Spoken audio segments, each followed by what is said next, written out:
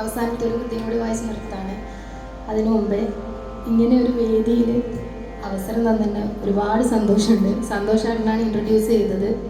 ഇതിന് മുന്നേ 2-3 പ്രോഗ്രാം വിളിച്ചു, പക്ഷെ അറ്റൻഡ് ചെയ്യാൻ വേണ്ടി പറ്റിയില്ല. പിന്നെ ഇന്നത്തെ കാലത്ത് ഇങ്ങനെ കീർത്തനങ്ങൾ ആസ്വദിച്ചിരിക്കുന്ന ഒരു സഭ വളരെ കുറവാണ്. ഒരുപാട് വേദികളിൽ ഞാൻ പോയിട്ടുണ്ട്, പക്ഷേ എല്ലാം ഫ്യൂഷൻ പ്രോഗ്രാംസ് ആയിരുന്നു ചെയ്തിട്ടുണ്ടായിരുന്നത്. അതിൽ വളരെ അപൂർവം കല്യാണ പരിപാടികൾ കിട്ടിയാൽ മാത്രമാണ് നമുക്ക് ഒരു കൃതി വായിക്കാനുള്ളൊരു അവസരം കിട്ടുന്നത്.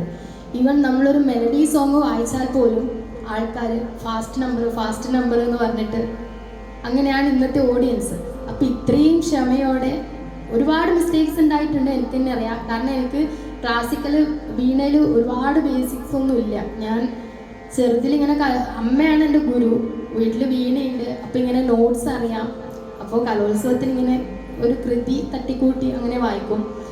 അങ്ങനെ ഒന്നോ രണ്ടോ കൃതികൾ മാത്രമേ ഞാൻ പഠിച്ചിട്ടുണ്ടായിരുന്നുള്ളൂ. ഇങ്ങനെ മോള് വായിച്ച പോലെ വർണ്ണങ്ങളോ ഇല്ലെങ്കിൽ ജണ്ടപരീക്ഷ അങ്ങനെ സിസ്റ്റമാറ്റിക്കായിട്ട് ഞാൻ വീണ പഠിച്ചിട്ടേ ഇല്ല. പിന്നെ ഞാൻ ഡിഗ്രി കഴിഞ്ഞ് ബി.എഡും കഴിഞ്ഞ് PG മ്യൂസിക് ചെയ്തു. ആ കാലഘട്ടത്തിലാണ് കോവിഡ് വരുന്നത്. അപ്പോൾ ആ കോവിഡിൻ്റെ സമയത്ത് ലോക്ക്ഡൗൺ ആയി വീട്ടിലിരുന്നപ്പോഴാണ് ഞാനിങ്ങനെ സിനിമാ പാട്ടുകൾ വീണയിൽ വായിച്ചു തുടങ്ങിയത്. ഇങ്ങനെ സിനിമാ പാട്ടുകൾ അച്ഛൻ ആദ്യം പറയായിരുന്നു, 10 പാട്ട് വായിച്ച് പഠിച്ചു കഴിഞ്ഞാൽ നിനക്ക് ഞാനൊരു സ്റ്റേജ് തരും. അങ്ങനെ ഞാൻ 10 പാട്ട് പഠിച്ച് ഞാൻ അച്ഛനോട് പറഞ്ഞു, അച്ഛൻ ഞാൻ 10 പാട്ട് പഠിച്ചു, എനിക്കൊരു വേദി. അപ്പോൾ അച്ഛൻ പറഞ്ഞു, നീ ഒരു 18 പാട്ട് കൂടി പഠിക്കും. അപ്പോൾ കൃത്യം ഒരു 2.5 മണിക്കൂറിൻ്റെ പ്രോഗ്രാം ചെയ്യാൻ വേണ്ടി പറ്റും.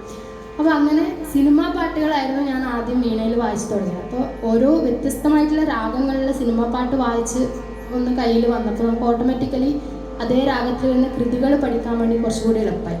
അപ്പോൾ ഞാൻ PG വോക്കലാണ് ഞാൻ മെയിൻ. അപ്പോൾ PGയിൽ പഠിച്ചിട്ടുള്ള കുറേ കൃതികൾ ഞാനങ്ങനെ സ്വന്തമായി വായിച്ച് തുടങ്ങി. അങ്ങനെ അമ്മ ക്ലിയർ ചെയ്ത് തരും. അങ്ങനെയാണ് ഞാൻ ഇപ്പം ഈ വേദിയിലൊരു വീണ കച്ചേരി ആയിട്ട് വന്നത്. കാരണം ഞാൻ ഫ്യൂഷൻ പ്രോഗ്രാമാണ്. കാരണം കൂടുതൽ എൻ്റെ കയ്യിലുള്ളത് ഫിലിം സോങ്സ് ആണ്. കൃതികൾ ഞാനിപ്പോൾ പഠിച്ച് വരികയാണ് ചെയ്യുന്നത്. ഒരുപക്ഷെ ആ മോക്ക് അറിയുന്ന അത്രയും കൃതികൾ